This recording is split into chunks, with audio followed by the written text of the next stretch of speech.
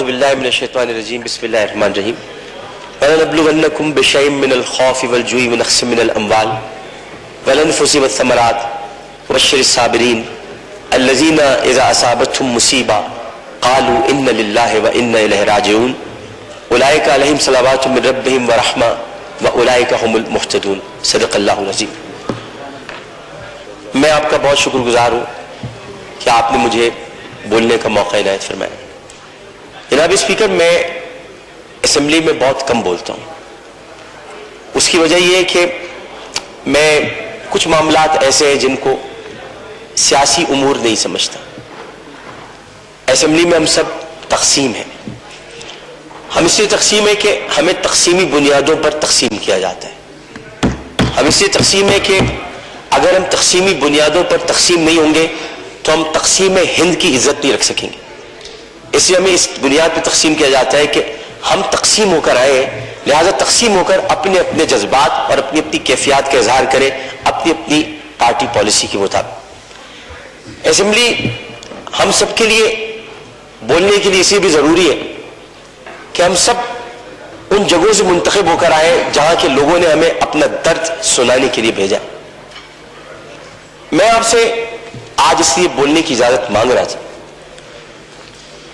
کہ بہت گفتگو ہو رہی ہے اور ظاہر ہے کہ اس وقت پورا پاکستان ایک بچی، ایک خاتون اور خواتین اور ان سب کی عزت پر دل گرفتہ ہے، پشیماں ہے، افسردہ ہے اور بہت تکلیف میں۔ میں بھی کہتا ہوں کہ عرش والے میری توقیر سلامت رکھنا، فرش کے سارے خداؤں سے الجھ بیٹھا۔ میں صرف اتنا بتانا چاہتا ہوں کہ بہت پہلے کی بات ہے، اب وہاں پر جبل عمر ہے اور جبل عمر پر وہاں اب ایک ہوٹل تعمیر ہو رہا ہے، سعودی عرب کا وہ علاقہ ہے۔ ایک آدمی رسول کریم صلی اللہ علیہ وآلہ وسلم کے پاس آیا اور اس نے آ کر کہا کہ یا رسول اللہ مجھ سے بہت بڑا گناہ ہو گیا۔ تو آپ نے فرمایا کب ہوا؟ کہ اسلام لانے سے قبل ہوا۔ آپ نے فرمایا کہ ٹھیک ہے، اب تم اسلام لے آئے ہو، تمہارے سارے گناہ اللہ نے معاف کر دیے۔ اس نے کہا میری بات سن لیجیے رسول اللہ، میں آپ سے بات کرنا چاہتا ہوں، اپنے دل کا بوجھ ہلکا کرنا چاہتا ہوں۔ آپ نے کہا کہو تم کیا کہنا چاہتے ہو؟ اس نے کہا یا رسول اللہ میری ایک بچی تھی، اور میں اس بچی کو جب وہ 5 سال کی ہوئی تو میں اس بچی کو کہا میں چلو تمہیں جنگل لے کے چلتا ہوں، اور میں اس کو لے کر چلا۔ جناب اسپیکر توجہ چاہوں گا، میں اس کو جنگل لے کر چلا۔ اب میں اس لیے لے کر چلا کیونکہ میری عزت پر حرف آ رہا تھا کہ میرے گھر میں بچی کیوں پیدا ہوئی۔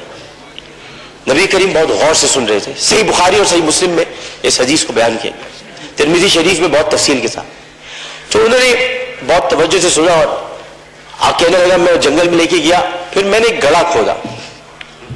گڑھا کھودنے کے بعد میں نے بچی سے کہا اس میں لیٹ جاؤ۔ اچھا جب میں گڑھا کھود رہا تھا تو رسول اللہ مجھے ایک بات یاد آئی کہ وہ کھودتے کھودتے مجھے پسینہ آنے لگا، تو اس نے اپنے چھوٹی سی چادر سے میرا پسینہ بھی صاف کیا، اور اس کے بعد میں نے اس بچی کو گڑھے میں ڈال دیا، اور پھر میں نے مٹی ڈالی تو عربی میں اسے مجھ سے کہا، ترجمہ آپ کے سامنے پیش کروں، بابا میں مر جاؤں گی بابا، اور میں نے اس کو مار دیا۔ بہت دیر تک خاموشی حجر رسول میں رہی۔ اس نے دیکھا تو رسول کریم صلی اللہ علیہ وسلم رو رہے تھے۔ خاتم النبیین، سید المرسلین، شفیع المذنبین، انیس الغریبین، رحمت للعالمین، راحت العاشقین، مراد المشتاقین، شمس العارفین، سراج السالکین، مصباح المقربین، محب الفقراء والغرباء والیتام والمساکین۔ ہمیں سکھاتے ہو، ہم تو ختم نبوت کے محافظ ہیں، ہمیں سکھاتے ہو۔ سید الثقلین، نبی الحرمین، امام القبلتین، وسیلتنا فی الدارین، صاحب قاب قوسین، محبوب رب المشرقین ورب المغربین، جد الحسن والحسین، مولانا مولا الثقلین، ابی القاسم محمد بن عبداللہ۔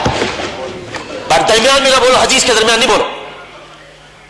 اس کے بعد نبی کریم صلی اللہ علیہ وسلم نے یہ کیا کہ ان کے زار و قطار آنسو بہنے لگے، اور انہوں نے کہا کہ قسم اس پروردگار کی جس کے قبضے میں محمد کی جان ہے صلی اللہ علیہ وسلم، اگر تو اسلام نہ لاتا تو میں تجھے سرعام سب کے سامنے تیری گردن اڑاتا۔ یعنی مطلب یہ ہوا کہ نبی کریم نے بہت پہلے بتا دیا تھا کہ بچیوں کے ساتھ ظلم کرنے والوں کو سرے عام ان کی گردن کاٹی جائے گی. یہ اصول متعین کر دیا تھا محمد مصطفیٰ, یہ سزا متعین کر دی. ظلم کرنے والا جناب اسپیکر کوئی صنف نہیں رکھتا. خدا کے لیے اسے مرد نہ کہے, خدا کے لیے اسے عورت نہ کہے. ظالم کی صنف نہیں ہوتی, ظالم کی صنف نہیں ہوتی. ظالم نہ مرد ہوتا ہے, ظالم کو مرد نہیں کہتے. میرے بھائی نے کہا ہے فیصل بھاٹو نے میں نامرد بنا دوں گا.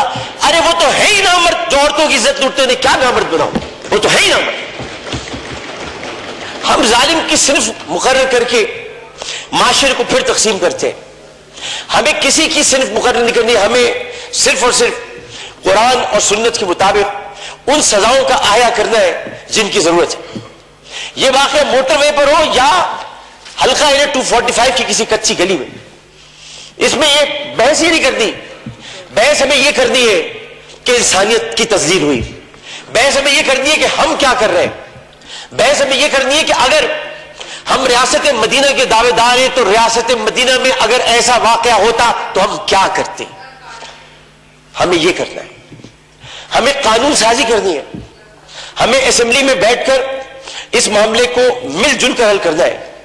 میں کسی کا بھی یہاں زیادہ وقت لینا نہیں چاہتا. میں بہت دل گرفتہ ہوں کیونکہ اس بچی کے گھر میں کوئی کمانے والا نہیں ہے. بنیر سے آئے ہوئے پختون گھرانہ تھا, پٹھان گھرانہ بیچارہ, جو وہاں کما رہے تھے. عمر صادق اس کا والد.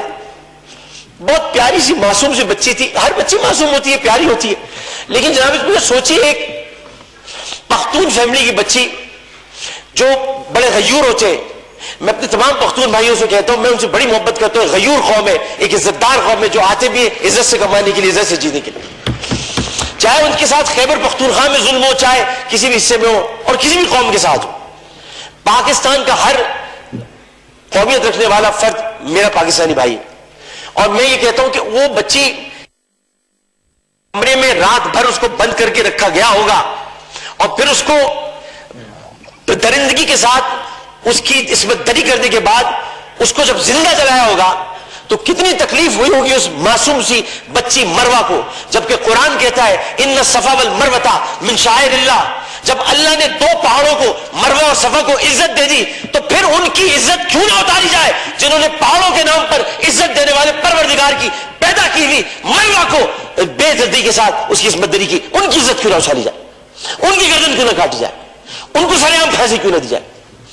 جناب اسپیکر, میں آپ سے صرف یہ بات کہنا چاہتا ہوں. میں شکریہ ادا کرتا ہوں اپوزیشن بینچز کا بھی, میں شکریہ ادا کرتا ہوں اپنی پارٹی کا بھی, میں سب کا شکریہ ادا کرتا ہوں کہ جو اس وقت اس درد کو سمجھ رہے ہیں, جو درد کو سمجھ کر بات کر رہے ہیں اور جو نہیں چاہتے کہ اس وقت سیاست ہو. ہم میں سے کوئی نہیں چاہتا. اور جو ان باتوں پر سیاست کرے گا معذرت کے ساتھ, پھر وہ سیاست کر رہا ہے, عبادت نہیں کر رہا. وہ عبادت نہیں کر رہا. یہ اس وقت عبادت کا مرحلہ ہے. اور عبادت صرف 5 وقت پروردگار کے سامنے سر جھکانے کا نام نہیں ہے. عبادت ظالم و جابر حاکم کے سامنے کلمہ حق کہنا بھی ہے. اور عبادت اپنی جگہ پر رہتے ہوئے جب اللہ تعالیٰ نے قوت گویائی عطا کی ہے اور 5 سوالات جب حشر میں کیے جائیں گے, کہاں سے کمایا تھا, کیسے کمایا تھا, جوانی کہاں گزاری, بولنے کا علم دیا تو بولے کہ نہیں بولے, ما کنت تقول فی ھذا الرجل, اس رسول کے بارے میں تمہارا کیا خیال ہے, کیا جانتے ہو. اس وقت ہماری زبانیں گم ہو کر نہ رہ جائے.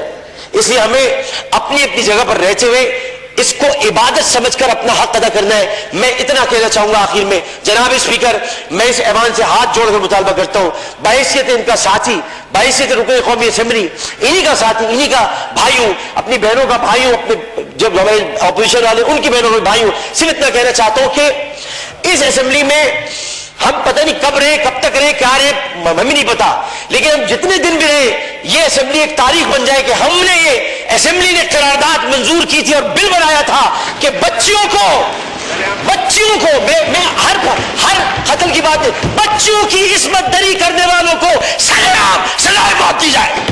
شکریہ جناب. جی خواجہ صاحب, میں تھوڑا مفتی شکور کو دے دوں جمعیت علماء اسلام کے, اس کے بعد آپ کی بات کر لیں گے. نہیں, وہ چونکہ آپ جمعیت علماء اسلام کی اس پہ ہے, ٹکٹ پہ. جی مفتی شکور صاحب please. G G G okay ٹھیک ہے جی، مفتی شکور صاحب پلیز. اعوذ باللہ من الشیطان الرجیم